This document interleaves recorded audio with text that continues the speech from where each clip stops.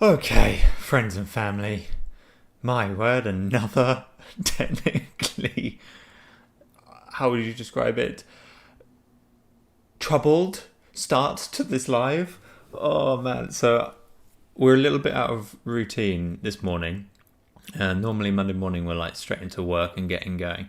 Annalise isn't being very well, so my normal Monday morning has been thrown out into the cold. But I was in the hyperbaric chamber enjoying myself, and then I get a message from my sister being like, "Hey, are you okay? Because I've jumped onto your normal live at 10 o'clock, but it's not happening. Is everything going all right?" And I'm like, "Oh my god, I forgot my live.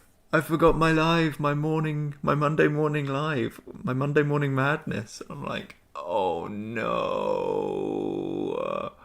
So I have not long come out of the chamber and I've jumped in to getting this set up and organised, rushing around, doing silly stuff, trying to set up the camera, and then that little lamp died on me, so I've had to get another lamp, trying to close everything up. Haven't even got a cup of tea.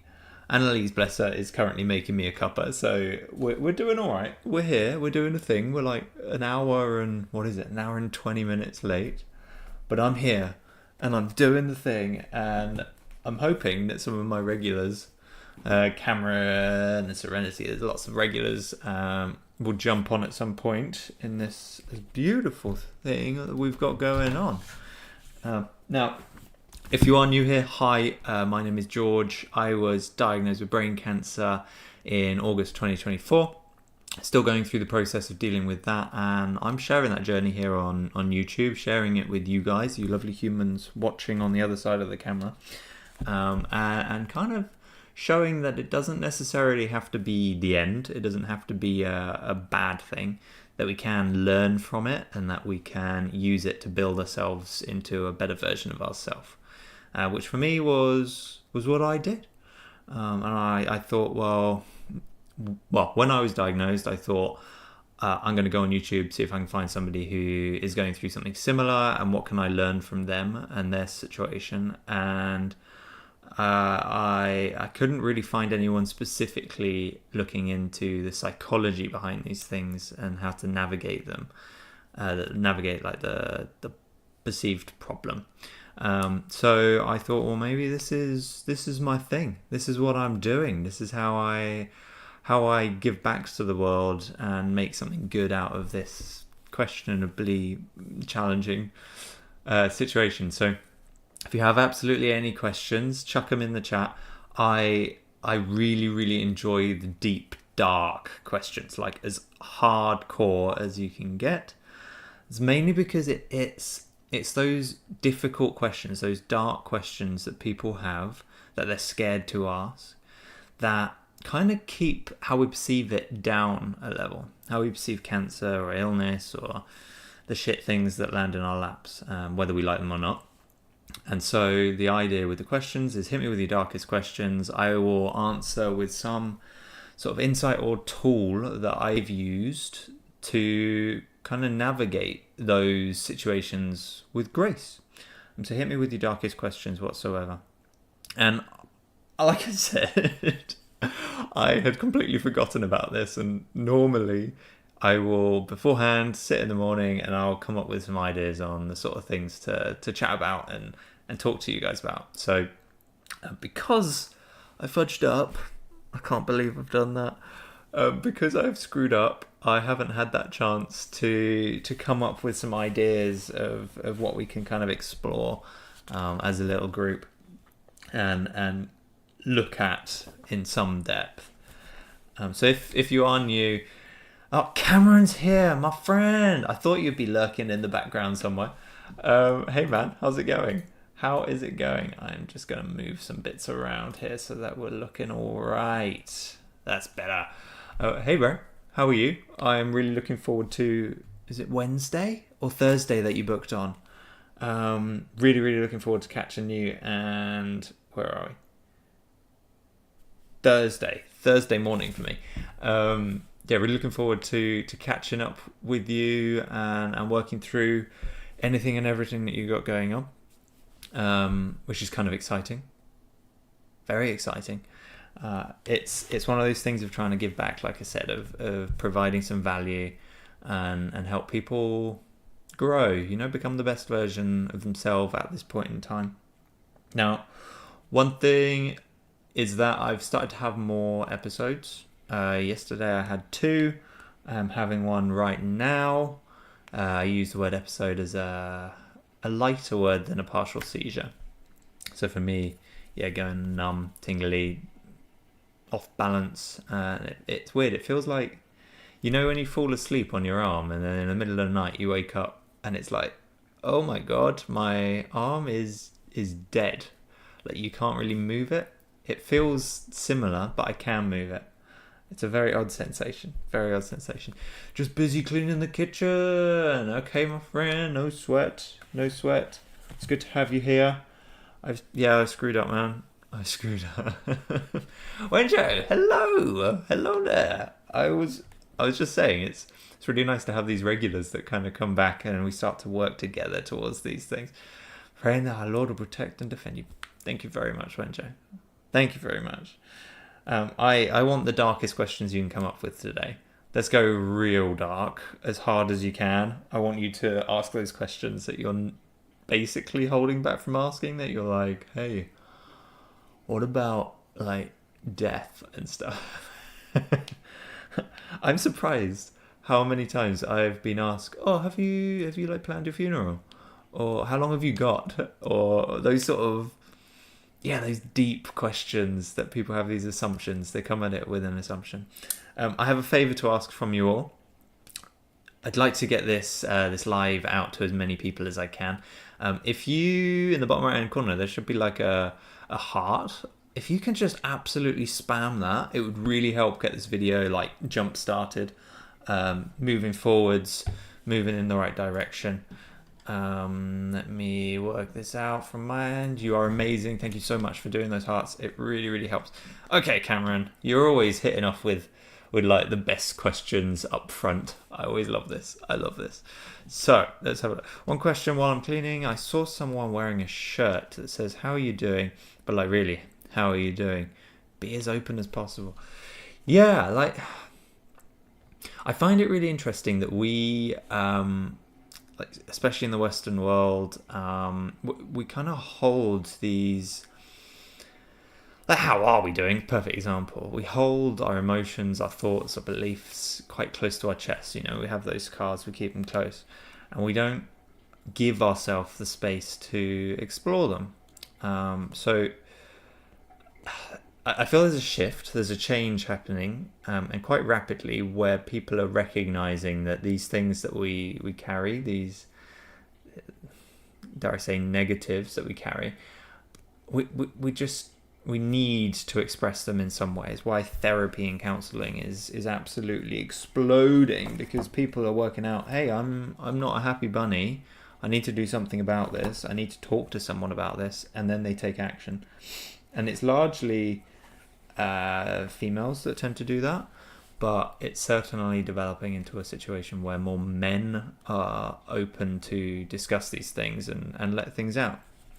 And that's always been a challenge, and it still is a challenge, because it's perceived socially from men that sharing those deep, dark feelings they basically show, we've got a cup of tea. Oh my God, we have a cup. You might have to come a little closer. You can come in the chat. Oh no, you can't, because you're kind of half naked.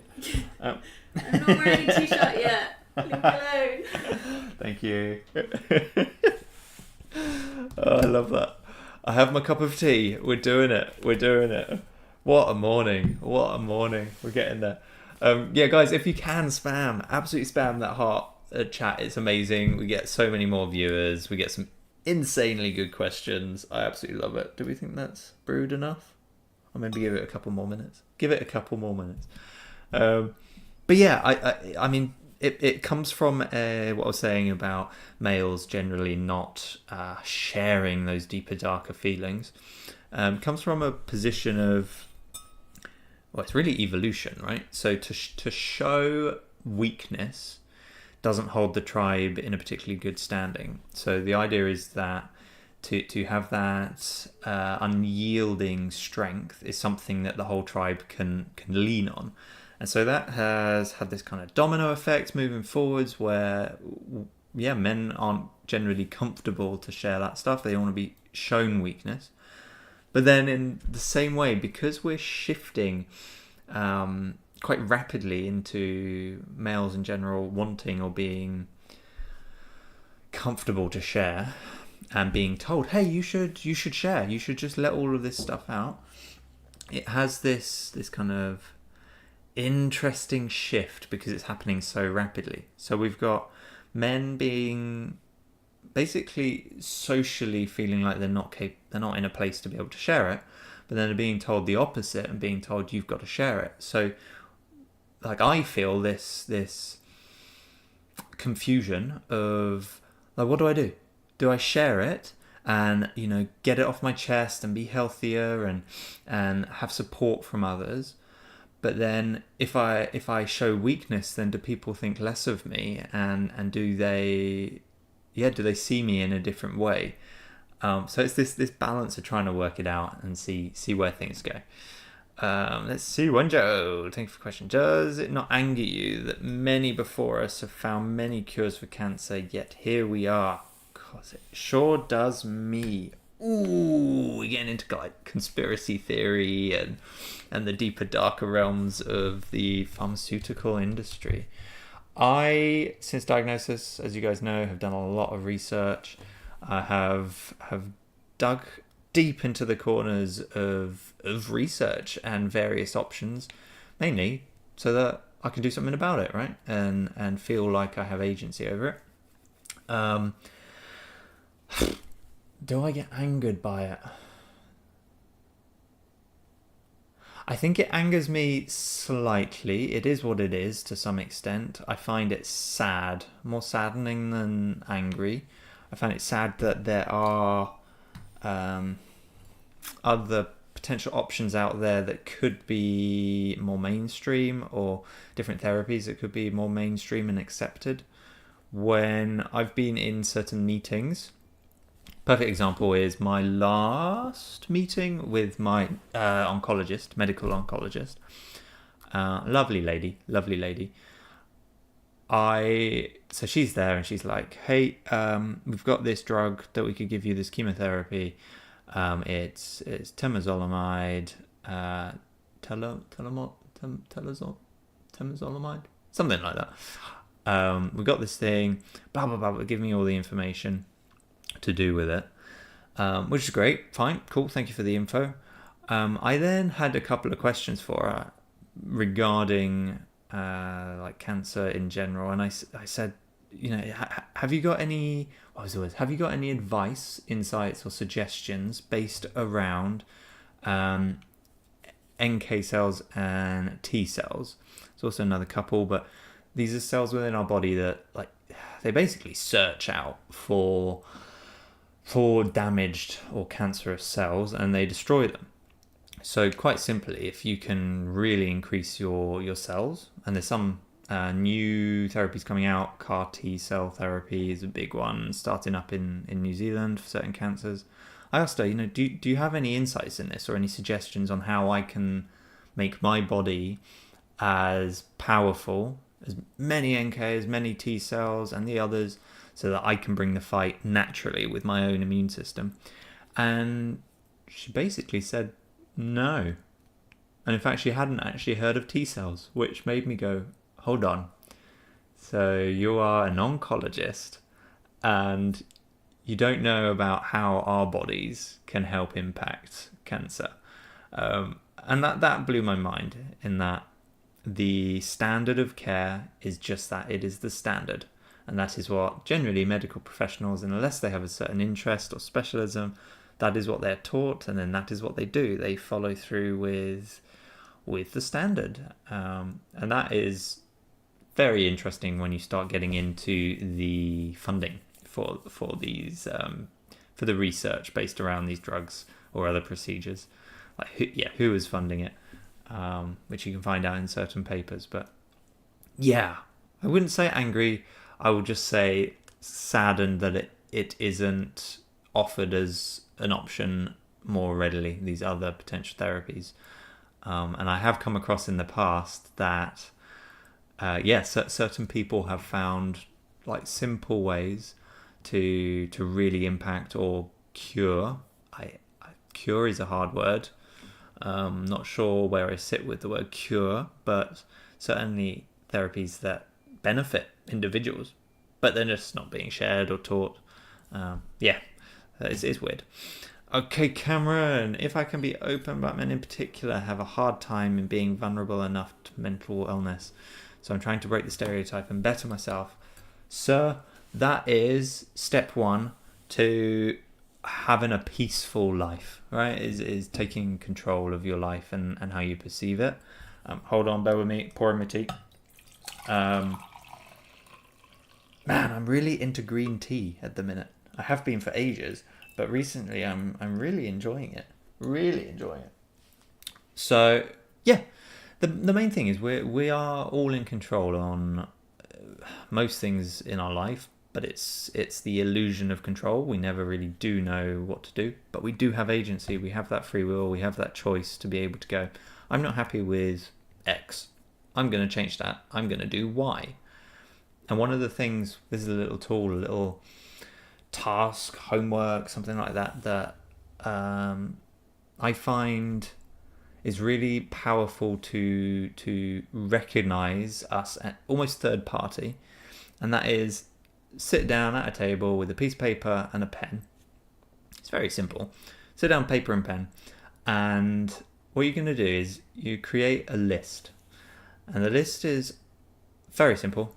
Basically, it is list down all of the things that you know you do, that you know probably shouldn't do, that you know you would change, and that you know that you could change, and that is your roadmap. That is your roadmap to looking at your behaviors and making the decisions, the choices that will benefit you and turn you through habit ultimately into the person that you want to be, rather than feeling as though you have no agency. That we have all of these behaviors, every single one of us has a behavior that we look at, and when we think about it, we're like, why the fudge do I do that? Like, why? How is it beneficial to me in whatever which way? And so if you are not analyzing, but if you are reflecting on those practices, on those habits, on whatever it is, by reflecting, you can then take action. If you aren't aware of these things, then you're never going to take the action on that. So it's so powerful, like you're saying, Cameron, to be open to bettering yourself and to give permission, like to give yourself permission to take the action to be that version that you want to be on the horizon. So powerful, so powerful. Cameron, as a woman, it seems like most men struggle with being vulnerable. Not gonna lie, I kind of appreciate that because I need you guys to protect me as a woman, just saying.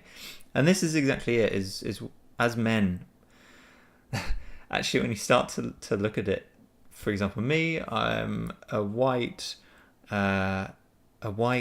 middle class kind of working man, and when you look at how we are treated and marginalized, it's really not a nice place to be. Like, the finger gets pointed at us for all sorts of things, as it does across the range. This is more, I don't want to get into the political side of things and saying one person has it harder than the other, or one stereotype or whatever it is has it harder than the other, but certainly, for example, with females, there's a lovely, amazing, what's like a psychologist, I think she's a psychologist, called Alison Armstrong.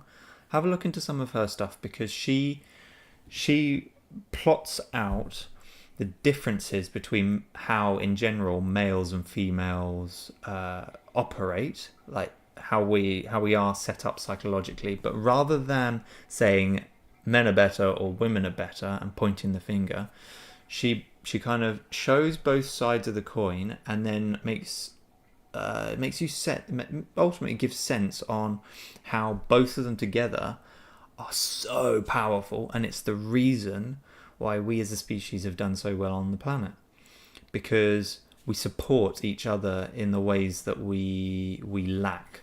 So easy examples. Big one is, so men are in general monofocal. So we are very single task focused. And the example she gives is that, like, we go out on the hunt, which is generally men because physically we're slightly stronger. So we would go out on the hunt, and our job, our focus is purely killing the deer. Like, our job is to go out there, kill the deer. It doesn't matter how or anything along that line. It is just, we need to kill the deer. So we are monofocal. That is all we're going to focus on to succeed. So we got that aspect, which is really good because it means that certain tasks that enable continued survival as a tribe, they get done, right? Then you've got the female psychology, which is more based around a diffuse awareness. So they're looking out and they see all of the various details, all of the different options. And in a tribal setting, this is because females in general will go out and they will forage. And so they need to be on the lookout for, like, the bears. They need to find the right berries, dig up the right roots, whatever it is. They've got to be hyper aware of all of the various things around. And it's really interesting, actually, because there's slight tendencies that come with their role historically, evolutionarily, which is, for example, women like to, in general, this is all generalization, this is what Alison Armstrong's research is suggesting. One of the things is that they, when they're walking and or they're with friends or whatever, it's a lot about like almost constant chitter chatter, like almost gossipy, like always trying to keep conversation going. And that is a survival benefit in that as they're moving around doing their foraging, chatting away, their voices keep other animals away. They keep things safer by chatting. And then the other thing is that in general they have a tendency to find or do things or expect things to be done in a very particular way. So, I mean, there are so many examples of that, but in general there is a certain way of doing something and it has to be done that way. And that stems from the ultimately processing of food. So there will be a certain way to prepare berries, because if we don't prepare them in a very specific, particular way, they'll kill you. And like Auntie Jane died from eating the berries because we didn't do it right. So we've got to make sure that we have it a certain way. And the beauty is, and this is where I love it, is that rather than saying men are better or women are better, is together, synergistically, we support each other. So men are out there, we're going to kill the deer, doesn't matter. Meanwhile, the women are there going, well, we're going to go and do the other stuff and we're going to survive.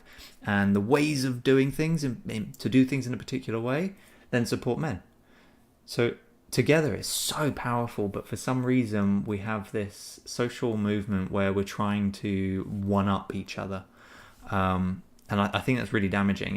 It stops us from losing sight of how beautiful it is that we operate together perfectly if we let it, rather than damaging this relationship between the two of us, these two different sexes. Then yeah, I don't know, that's my belief. I think it's really sad that we marginalize and point fingers when in reality together we have this capacity to basically take on the world and everything it throws at us.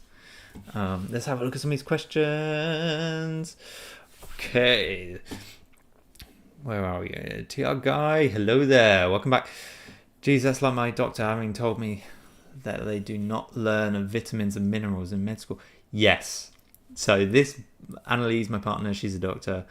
We've had quite a number of conversations about this, but how it's nuts that it's this the standard medical system is based around treating the like the disease, rather like the symptoms as such, rather than trying to look at the big picture of the person holistically, what's going on for them, what's going on in their family, the whole background of who they are.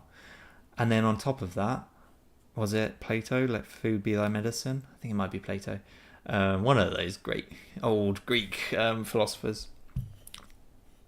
Why are they not taught, like, across the board and to a very high level about nutrition? Why? It's like the foundation of our entire health. Why not? And that goes back to that whole thing we were saying last week of why do we not teach kids in school about money when they pop out the other side of school and that's the entire system that they spend the rest of their life working in? Just, there's these big questions that just don't make much sense to me, at least. Annette, I lost a very dear friend to cancer. I'm sorry. It's hard. Like, cancer's awful. 1 in 2 people are gonna get it at some point in their lifetime, if not more, in the next 30 years. Everyone, potentially. So it's awful. It impacts all of us. And that's why I'm doing this, ultimately, because I want to share some of the tools that I've learned and work with people who are going through hard times to learn from these situations rather than play victim to them. So on that note, if people are interested, I am running free 30-minute consultations to work through with the individual what they've got going on and how they might be able to navigate that with a bit more peace, and not feeling like they're being forced into that situation, that they have some agency and choice to move forward from it.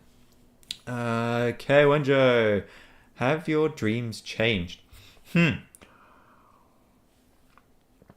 Okay, so dreams.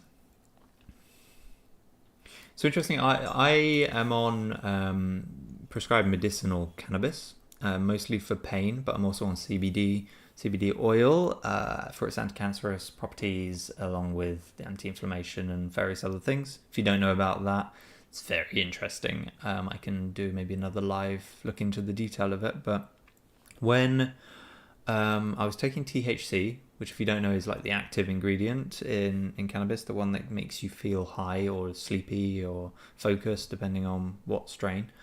When I was taking THC, I would go to bed, fall asleep, and then it was like awake in the morning. Just instant. Like, there was no rolling or mind or anything, just absolutely out of it.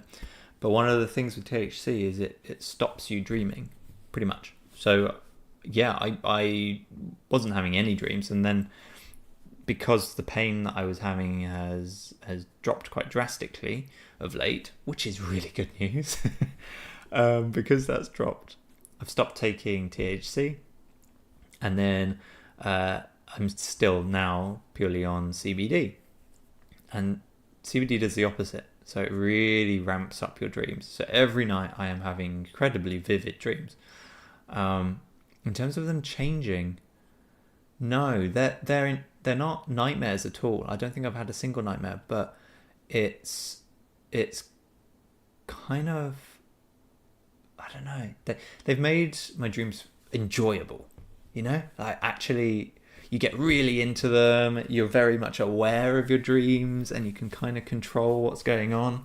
So I really like that, and it ultimately makes me wake up feeling happier. So I'm all for it. Monofocal, love that. Not good at multitasking at all. Well, no, and there's nothing wrong with that. Like, we are psychologically set up to struggle with multitasking. So that is who we are. And the beauty of it is that if you're in a relationship or you're married or whatever it is, and it's male and female, then if you both are aware of that is how your person operates, your opposite person operates, then rather than getting pissed off, for example, like let's say like Annalise used to get really pissed off with me because she'll say something to me and I'm editing a video or trying to fix something or whatever it is, she'd get stressed because it's perceived as I'm not listening, I'm not engaging, or I'm just not bothered. But because she realizes now, having looked into this and really started to understand it, she realizes that no, that's just how I operate. That is the operating system of a man. She has a lot more sympathy for it and works with it. So she'll be like, hey George, have you got 1 minute? And just so we can chat. And I will be like, yep, cool. I'm just going to finish. Okay, I am monofocal now on her. Absolutely monofocal. And I'm like, what needs doing? What's the problem? How can I fix it? How can I kill the deer? And so it works both ways. I know that Annalise operates in a certain way, so I can play that into a strength and work with it and not get stressed and uptight about it all. So it's so important that we understand the operating system of the people that we love, so that we don't ruin each other's lives. Oh man. Okay, TR guy, I suffered terribly for 8 long torturous years, but laughed at mocked by doctors. It's hard, man. It's hard. There is nothing easy about a cancer diagnosis. It's like a bomb that gets dropped into your life. So it's not an easy thing to navigate, but we have tools, we have perception, we have capacity to navigate it. And when you consider that up until this point, every single one of you, every single thing that has landed in your lap that you weren't ready for or found stressful, you have overcome, means that cancer is no different. You can overcome it. You can work with it. You have done so far. I have done so far. So live in the here and now. Where are your feet? Become present. THC, so good for anxiety. Stops the stress. It's very helpful when a loved one has passed away. Yeah. We watched last night a documentary on Netflix. I think it was called Grass is Greener, and it's all to do with cannabis and its use and how it was historically demonized and why, and the whole the history behind it. But there is a shift happening, a real big shift, where people are starting to recognize the medicinal benefits of it and how it can really help people. Like, it really helps me, really helps Annalise. It's not this, like, the stoner stereotype isn't necessarily what happens. The research is phenomenal. I highly recommend it if people are struggling mentally. As generally, depending on your country, you can get it medicinally. I know in the States, certain states, you can get it just pretty much wherever. And I think that's where it's going to shift. Like, in the next few years, I think there'll be a real shift into making it more mainstream and people using it to help themselves or loved ones. Man, so many chores today. Now doing laundry. I swear you're always doing laundry, Cameron. Okay, another question. What life lesson have you learned the hard way? Ooh, bro. That is a great question. Oh, that's a great... What life lesson have you learned the hard way? There are so many. Like, that's what I was saying before, is these perceived problems that we have come into our life are all truly gifts wrapped up in paper. And all we've got to do is dig through that paper, and eventually we can see that it's a good thing. Or it's taught us something of value. What life lesson? Well, let's keep it relevant. So with the cancer diagnosis, it has slapped me around the face of mortality and a drive, a push factor to get me to become the healthiest version of myself that I can be. So it's made me push towards going to the gym more, to eat healthier, to spend time working on my mental health. And you have to do those reps. Like in the gym, you're doing the reps. And then in the mind, you have to do the reps. Yes, it's very interesting. Very interesting. I think that's the biggest life lesson I've had. And then all of the other stuff going back through time, various things that have happened to me, I find also very beneficial when I look back at them. And like in the past, there's been certain things that have happened that have been really traumatic to me, and I've held that weight. And so by actively working and processing through those experiences, I've got to a point where, so for example, one of them was to do with a person who was very, at that point I saw was very cruel to me over a long period of time. I won't go into detail. So yeah, they're cruel to me, and it chewed me up inside.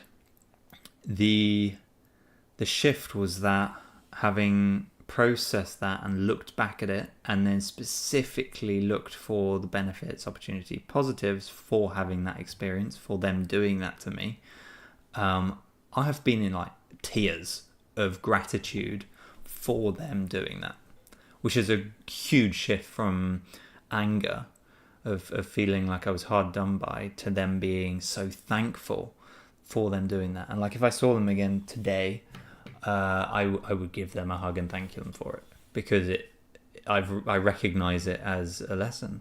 Yeah, man, good question. Yeah, it scares everything away. Yeah. That's exactly it. It keeps so that consistent, talking away or whatever it is, and there's nothing wrong with that. People will be like, "Oh, they're at it again," but there's nothing wrong with that, and that is how we survived as a species. And without you guys doing that, chances are you get eaten by a bear, and then we can't reproduce, and then the species dies out. Like when you start to get into the depth of it, it's amazing. So cool. Alison Armstrong, check her out. She is on Instagram. If you're on Instagram, has some really valuable little videos and insights on there. Highly recommend. Man, I don't even know how I'd answer that. Yes, it's a hard one. Question for you guys. With these lives, would you prefer like a different format? Would you prefer them to be kind of interactive like this, or would you prefer it to be more like sharing my findings, the research that I've done, my protocols, like the actual active things that I'm doing? I don't know what would be more beneficial for you. If you can let me know in the comments, that'd be great. And also hit that heart. It really helps to get this out. I'm really trying to get the channel out now. Some of you may have seen that the YouTube gods, whoever they are, if there are YouTube gods, have like plummeted my channel. So I was going from maybe like close to 1,000 views a day, really getting it out there, really showing it to new people, and then pretty much overnight, I can maybe I can show you the graph. Pretty much overnight on my analytics, it just goes bloop, almost to flat line.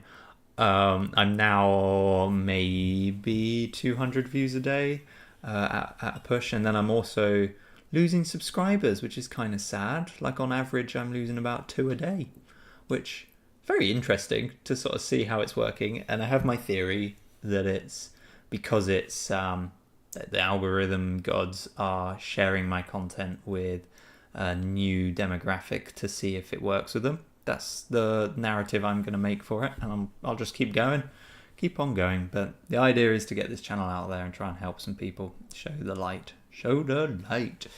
Monday morning for you, Sunday late afternoon, evening for me. Usually I'm doing food prep and cleaning. Yeah, I mean we are always struggling to right, weekends.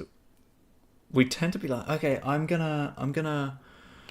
we're gonna do this huge batch cook, and we'll make a load of food, and then we'll portion it up, put it in the freezer, and then through the whole week we don't have to worry about cooking or cleaning or anything.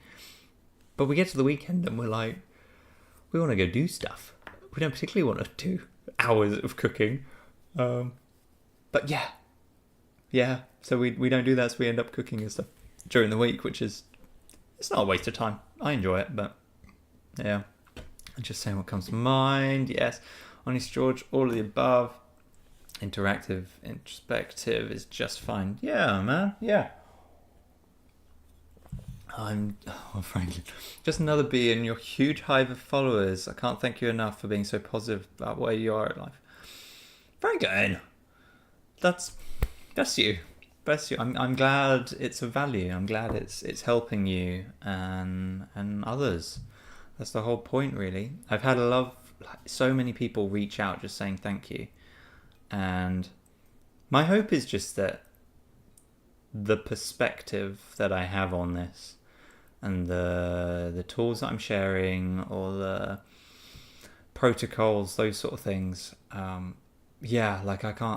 just want them to go out and then hopefully somebody somewhere will look at it, or they'll work with me, or I'm thinking of creating some sort of like a file that people can download that is full of all of the bits that I've learnt about through this, and then explain why they're potentially beneficial, and maybe link some of the research, like the real scientific research behind what's going on and why and how it benefits people.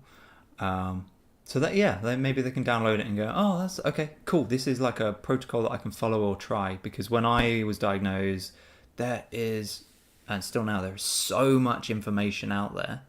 It's endless. Like, it's absolutely endless. And to go through it all and then decide which ones are worth trying is huge. It took forever. And so for me, it was like, okay, there are 30,000 things I could be doing. Which are the ones that are going to give me the best return? So it's that whole thing of trying to find, 20% of your work will give you 80% of the return, and then vice versa. Yeah, so 80% will, you get it. So it's finding what are those things that are going to give me that 80% return, and that's what I need to focus on. Getting stuck in all the nitty-gritty fluffy stuff that might give me a few percent return. Yeah, it does make sense. So I'm going to create this file if that's of interest. It's, I don't know. I've got a lot of ideas for the channel. I'm also a little bit in the background for you guys, insight, considering you're pretty much all regulars on here now. I think I've already mentioned, but I'm doing these consultations to help people out.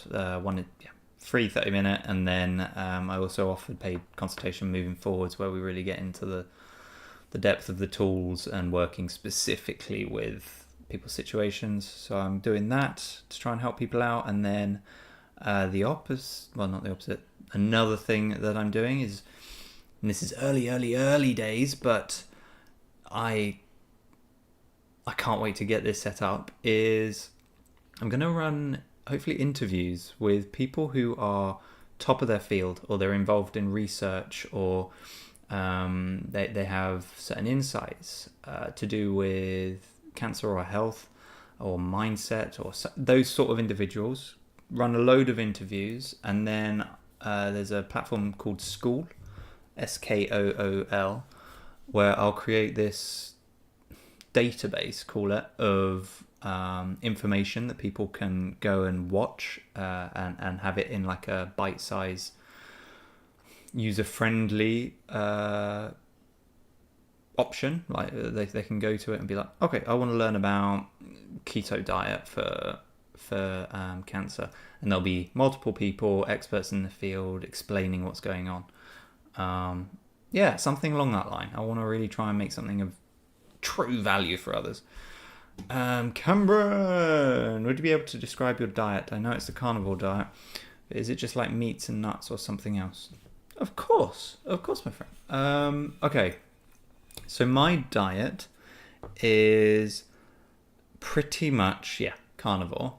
I eat a lot of beef. Any animal product I will eat.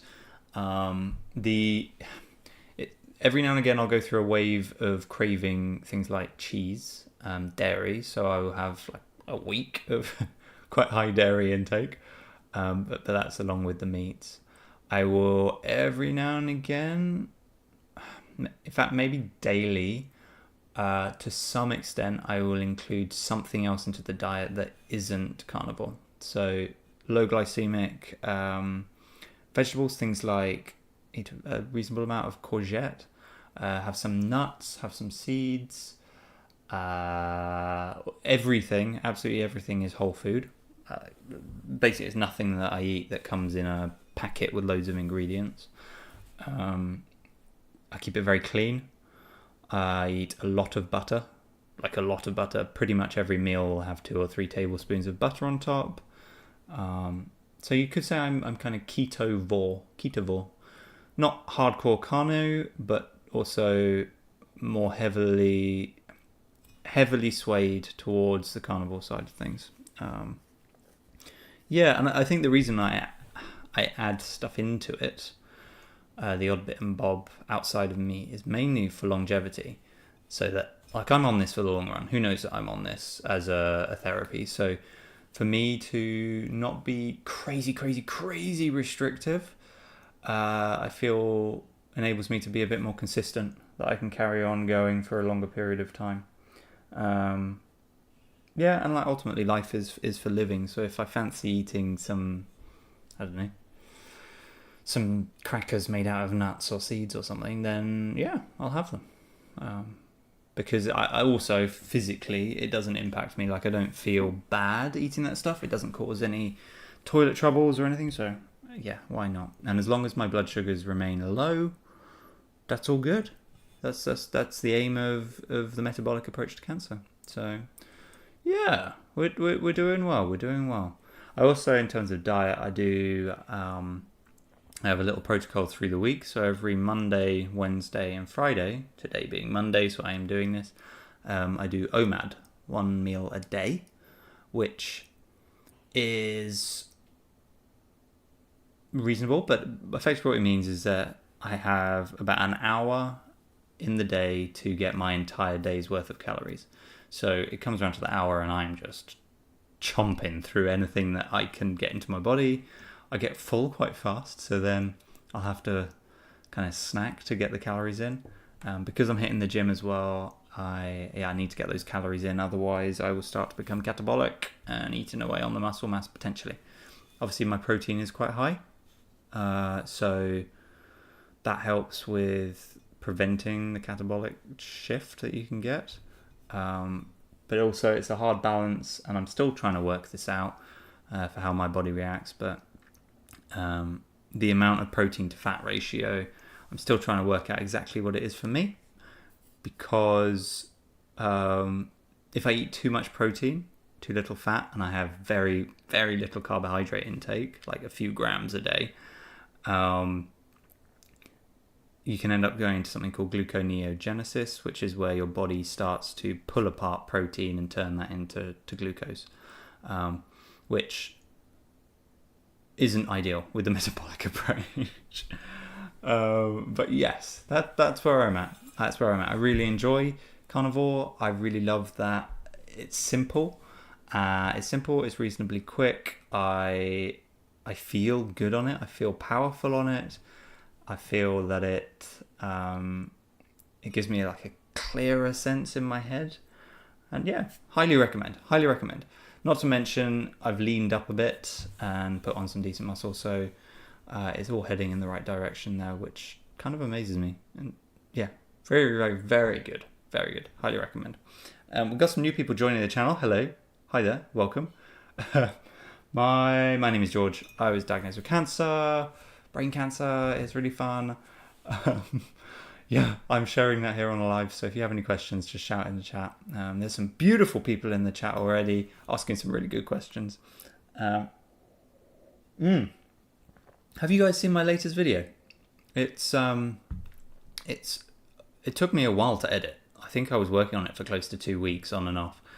It's all to do with my surgery that I had back in October. And bless Annalise, she recorded so much footage so that I could make this video post-op.